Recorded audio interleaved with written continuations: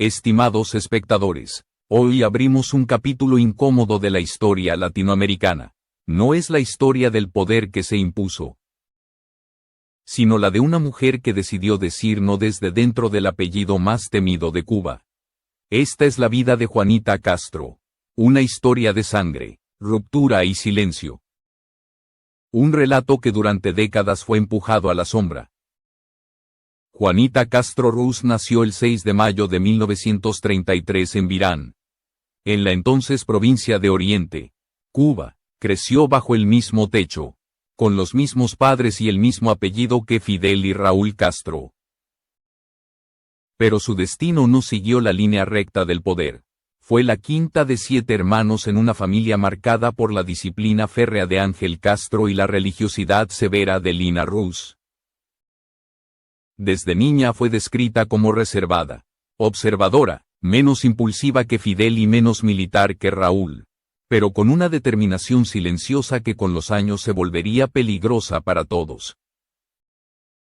Durante su infancia y adolescencia, Juanita fue testigo directa de las tensiones políticas que atravesaban Cuba bajo la dictadura de Fulgencio Batista. Como muchos jóvenes de su generación, al inicio vio con esperanza el movimiento que sus propios hermanos comenzaban a gestar desde la Sierra Maestra. La revolución, en ese momento, prometía justicia, dignidad y libertad. Juanita creyó en ese ideal. No fue una espectadora pasiva.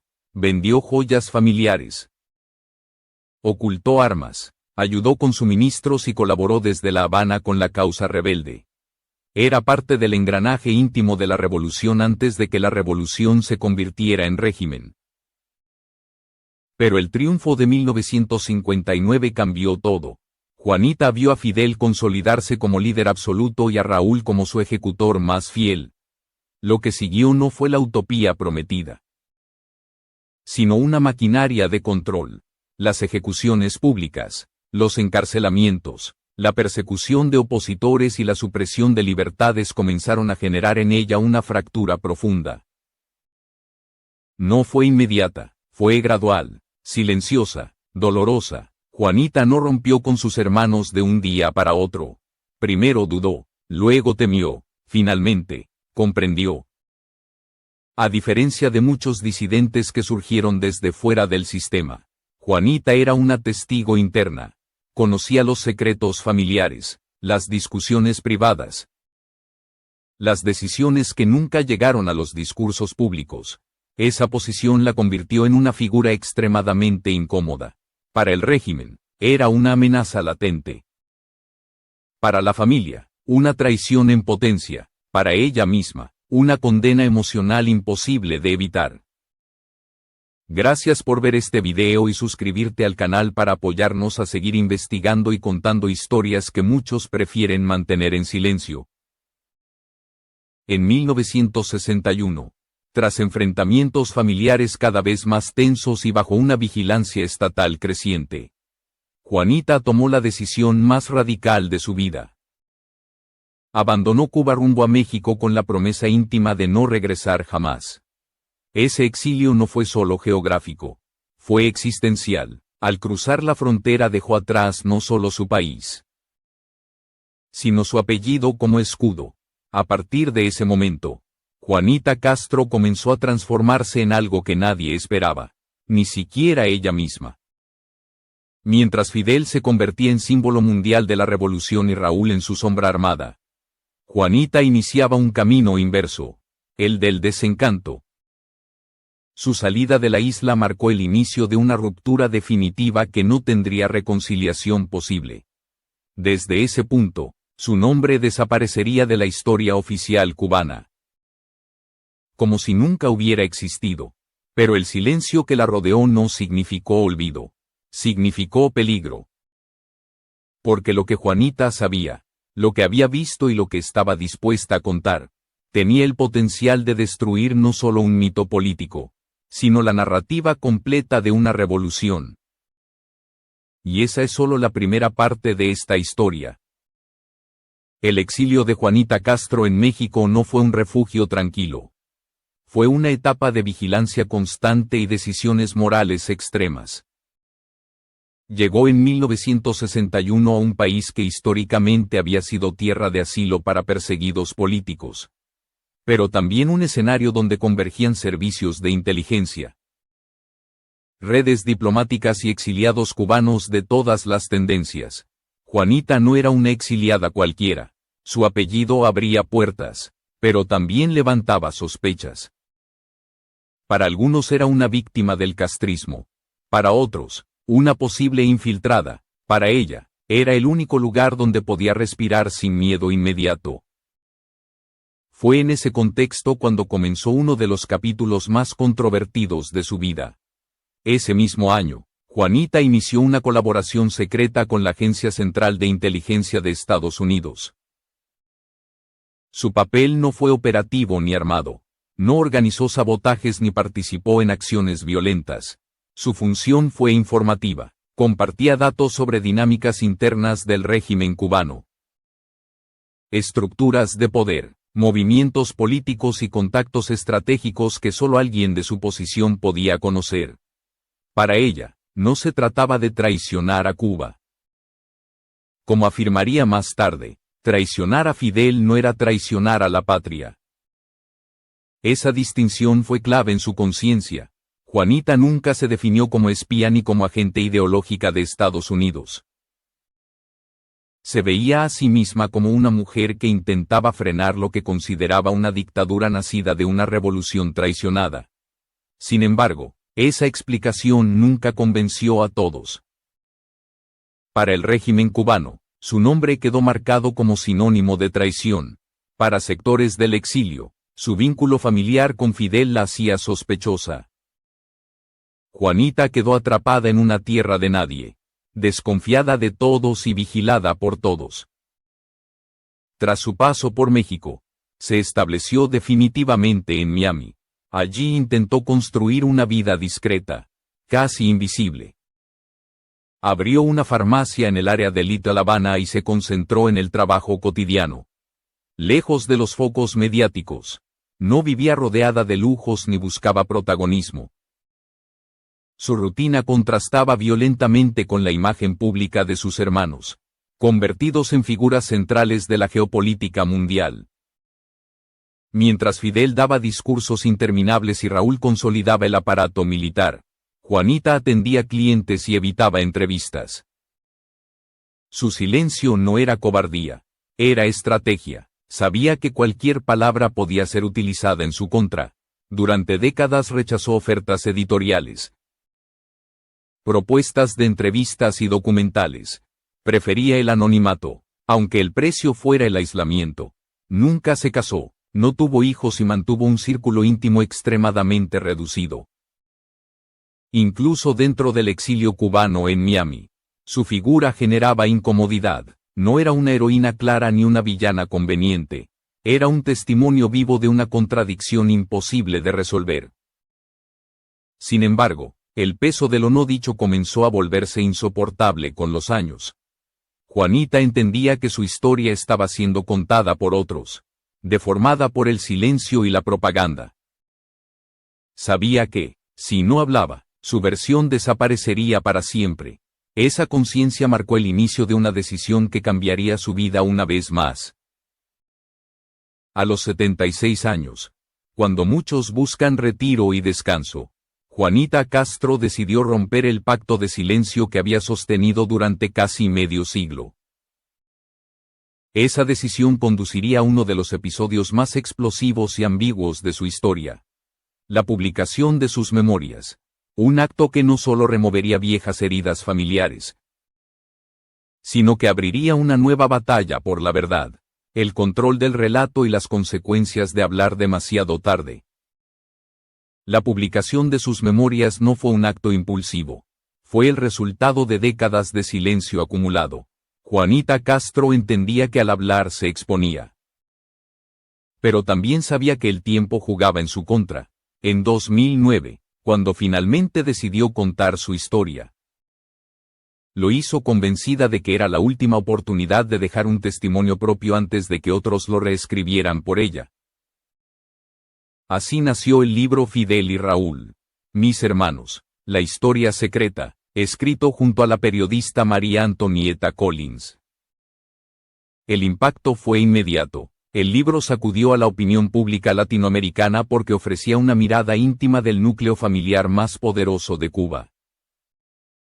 Juanita relataba escenas de infancia, conflictos privados, miedos y obsesiones de Fidel, así como la evolución ideológica que, según ella, transformó una revolución en un sistema autoritario. No hablaba como analista ni como opositora tradicional, hablaba como hermana, y esa posición le otorgaba una credibilidad tan poderosa como peligrosa. Pero el terremoto no tardó en volverse contra ella. Poco después de la publicación, Juanita denunció públicamente que el libro había sido alterado. Aseguró que varios pasajes no reflejaban sus palabras ni su pensamiento y que se habían añadido interpretaciones que ella jamás autorizó. La acusación cayó como una bomba. De repente, el testimonio que pretendía aclarar su verdad se convirtió en un objeto de sospecha. ¿Qué partes eran realmente suyas? ¿Qué había sido modificado? ¿Quién tenía el control final del relato? La polémica derivó en tensiones legales con la editorial y en un distanciamiento absoluto del mundo mediático. Juanita se sintió traicionada una vez más, esta vez no por el régimen cubano ni por su familia, sino por el proceso mismo de contar su historia. Aquello que debía liberarla terminó encerrándola aún más.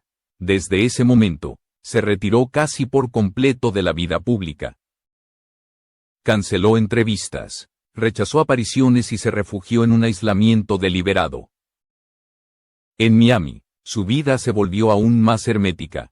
Vivía sola en una residencia discreta en Coral Gables, lejos de la imagen de lujo que muchos asociaban con el apellido Castro. No asistía a eventos, no participaba en debates políticos y mantenía contacto con muy pocas personas. Para algunos, era una mujer cansada. Para otros, alguien que había entendido demasiado tarde el costo de hablar. Lo cierto es que Juanita parecía vivir con la sensación permanente de haber perdido el control de su propia historia. Ese retiro no significó paz. Al contrario, alimentó nuevas especulaciones. Se decía que había escrito notas adicionales, que preparaba una segunda parte de sus memorias o que guardaba documentos sensibles sobre su colaboración con la CIA y su relación con el exilio cubano. Nada de eso fue confirmado públicamente, pero el misterio creció alrededor de su figura. Juanita, una vez más, se convirtió en un enigma incómodo. Demasiado cercana al poder para ser ignorada y demasiado distante para ser comprendida. Con el paso de los años, su nombre fue desvaneciéndose del debate público, mientras Fidel envejecía como símbolo y Raúl consolidaba su legado político. Juanita desaparecía de los titulares. Sin embargo, esa invisibilidad sería solo aparente, porque el final de su vida, lejos de cerrar su historia, abriría una serie de interrogantes aún más inquietantes que las que había dejado su silencio. El ocaso de Juanita Castro estuvo marcado por una quietud engañosa. Durante sus últimos años, evitó cualquier exposición pública y redujo al mínimo su contacto incluso con personas de confianza. Vivía con la sensación persistente de que su historia había quedado incompleta, fragmentada y en manos ajenas. No hablaba del libro, no comentaba la polémica y rechazaba cualquier intento de reabrir el debate. Sin embargo, quienes estuvieron cerca de ella aseguran que nunca dejó de preocuparse por lo que ocurriría con su legado cuando ya no pudiera defenderlo. El 4 de diciembre de 2019, Juanita Castro falleció en Miami a los 86 años. No hubo anuncios oficiales, homenajes ni comunicados familiares. Su muerte ocurrió en silencio, casi como si se tratara de una figura anónima. Mientras las muertes de Fidel y otros líderes revolucionarios habían sido transmitidas como acontecimientos históricos. La suya pasó desapercibida para la mayoría. La causa oficial fue insuficiencia respiratoria asociada a problemas cardíacos crónicos, pero no se difundieron detalles adicionales. No hubo autopsia pública ni ceremonia abierta. Su cuerpo fue incinerado de forma privada y el destino final de sus cenizas nunca fue confirmado. Ese hermetismo alimentó una nueva ola de interrogantes.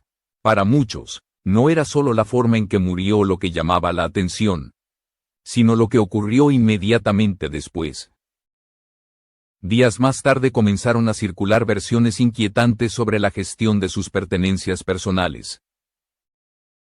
Según reportes de medios en Miami, Juanita había designado años antes a una abogada de confianza como albacea de sus asuntos. Sin embargo, cuando se procedió a realizar el inventario de su apartamento en Coral Gables, varios objetos y documentos no estaban donde debían estar. Fotografías, cartas personales y papeles que, según personas cercanas, Juanita consideraba esenciales para comprender su historia, habrían desaparecido antes de cualquier revisión oficial. Una ex asistente doméstica declaró de manera anónima que poco antes de morir, Juanita le había advertido que no permitiera que nadie tocara su escritorio. Allí, según sus propias palabras, estaba la verdad de su vida. Cuando las autoridades y la albacea ingresaron a la vivienda, ese escritorio estaba vacío, no había notas, no había manuscritos, no había grabaciones. Solo un mueble limpio que parecía haber sido vaciado con precisión. La desaparición de esos materiales reactivó viejas sospechas. Algunos sostuvieron que Juanita estaba preparando una segunda versión de sus memorias. Esta vez sin intermediarios. Otros creyeron que guardaba cartas dirigidas a sus hermanos o testimonios más detallados sobre su relación con la CIA y con sectores del exilio cubano. Ninguna de esas hipótesis pudo ser confirmada, pero el vacío dejó una sensación como si no fuera suficiente. El libro que había marcado su regreso al espacio público volvió a colocarse en el centro de la polémica tras su muerte. La editorial mexicana que publicó Fidel y Raúl, Mis Hermanos, emitió un comunicado ambiguo, expresando respeto por su figura pero sin aclarar la situación legal de los derechos de autor. La periodista que coescribió la obra guardó silencio absoluto. Nadie explicó quién controlaba ahora esa historia ni bajo qué condiciones. Así, incluso después de morir, Juanita Castro volvió a quedar atrapada en un laberinto de silencios, documentos ausentes y decisiones tomadas sin su voz. Su muerte, lejos de cerrar el capítulo, dejó abierta una pregunta incómoda: si alguien más estaba escribiendo el final que ella nunca pudo terminar. Tras su muerte, la atención comenzó a desplazarse hacia un terreno aún más delicado, el de su patrimonio, a diferencia de lo que muchos imaginaban por su apellido. Juanita Castro no dejó una fortuna escandalosa ni bienes ostentosos. No había mansiones, cuentas multimillonarias ni colecciones de arte. Lo que sí existía era un conjunto de bienes modestos, repartidos entre Estados Unidos y México, cuya gestión quedó envuelta en un silencio legal inquietante. En Miami, Juanita residió durante más de 3 décadas en una propiedad discreta ubicada en el área de Coral Gables. Según registros públicos, la vivienda estaba a su nombre y tenía un valor estimado cercano a los $50,000 al momento de su fallecimiento. No era una casa lujosa, sino un espacio funcional, coherente con el estilo de vida austero que mantuvo durante años. Aún así, el manejo posterior de esa propiedad nunca fue explicado con claridad. Durante los años 80 y 90, Juanita también fue propietaria de una pequeña farmacia en el área de Little Havana. Ese negocio representó durante un tiempo su principal fuente de ingresos y una forma de mantenerse alejada de la política. Aunque la farmacia había cerrado mucho antes de su muerte, nunca se aclaró si conservaba derechos comerciales, contratos de arrendamiento o activos asociados. Ninguna autoridad hizo público un informe detallado. El elemento más enigmático de su patrimonio se encontraba fuera de Estados Unidos. Durante su primer exilio en México, en los años 70, Juanita habría abierto una cuenta bancaria con apoyo de círculos anticastristas que la ayudaron a establecerse. Según versiones nunca confirmadas oficialmente, esa cuenta no habría sido cerrada de forma legal. Se especuló con la existencia de fondos o inversiones aún sin reclamar. Pero hasta hoy no se ha presentado documentación que confirme o desmienta esa posibilidad. Sin embargo, el verdadero núcleo del conflicto no era material, sino intelectual. Los derechos de autor de su libro de memoria se convirtieron en el activo más problemático de su legado. Tras la publicación de la obra y la posterior denuncia de Juanita por supuestas alteraciones del texto, se inició un proceso legal confuso para intentar revertir partes del contrato editorial. Ese proceso nunca llegó a una resolución pública clara. Después de su fallecimiento, ningún familiar directo reclamó oficialmente los derechos del libro. Juanita nunca se casó, no tuvo hijos y su relación con el resto de la familia Castro estaba rota desde hacía décadas. Sus sobrinos, incluidos figuras públicas vinculadas al régimen cubano, nunca se pronunciaron sobre su herencia. Tampoco organizaciones del exilio cubano confirmaron haber recibido donaciones, a pesar de que se rumoraba que esa era su voluntad. Varios portales de venta de libros continuaron distribuyendo la obra sin restricciones, lo que sugiere que los derechos permanecen en manos de la editorial o de terceros no identificados. Nadie ha explicado quién recibe actualmente las regalías ni bajo qué marco legal. Esa falta de transparencia reforzó la sensación de que la historia de Juanita seguía siendo administrada por otros, incluso después de su muerte. Un abogado de Miami que afirmó haber trabajado con ella en los años 90 declaró que Juanita temía profundamente que su testimonio fuera distorsionado tras fallecer. Por esa razón, según él, buscaba mecanismos legales para proteger su legado. Sin embargo, ningún documento de ese tipo ha sido registrado públicamente ante las Cortes de Florida. El resultado es un vacío legal que deja su patrimonio y su historia expuestos a interpretaciones ajenas. Así, lo que Juanita Castro dejó no fue solo una casa, un negocio cerrado o un libro disputado. Dejó una herencia fragmentada, llena de cabos sueltos, silencios administrativos y preguntas sin respuesta. Un legado vulnerable, exactamente lo que ella más temía. La historia de Juanita Castro no puede cerrarse con cifras, propiedades o documentos legales. Su verdadero legado es más difícil de medir y, al mismo tiempo, más perturbador. Fue una mujer que nació en el corazón mismo del poder absoluto en Cuba y eligió alejarse cuando comprendió el precio real de ese poder. No encabezó multitudes, no fundó movimientos ni buscó convertirse en símbolo. Su ruptura fue íntima, silenciosa y profundamente solitaria. Mientras el apellido Castro se convertía en sinónimo de revolución, control y permanencia, Juanita encarnó la disidencia desde dentro de la sangre. Para el régimen fue una traidora imperdonable. Para buena parte del exilio cubano, una testigo incómoda que llegó tarde y en una posición ambigua. Nunca logró pertenecer por completo a ningún bando, y quizá ese fue su castigo más duro, quedar suspendida entre dos mundos que no la aceptaron del todo. Su vida demuestra que no todas las batallas se libran con armas ni discursos públicos.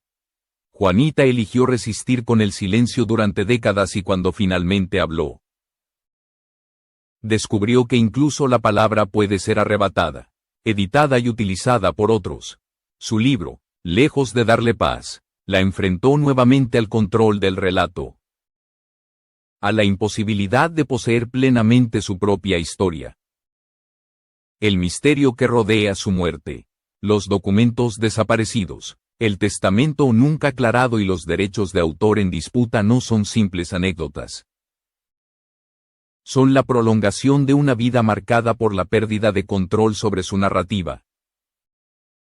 Incluso después de morir, Juanita Castro siguió siendo una figura administrada por silencios ajenos, por decisiones tomadas fuera de su voluntad.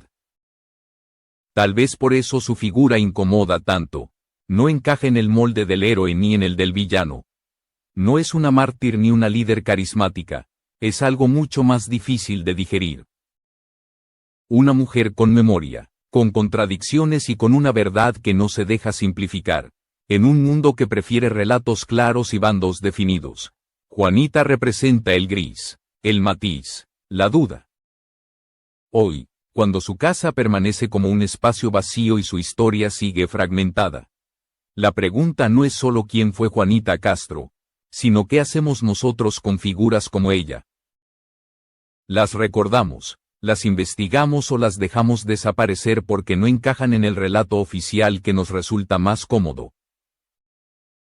Juanita no tuvo funerales de Estado ni homenajes multitudinarios, no tuvo estatuas ni consignas.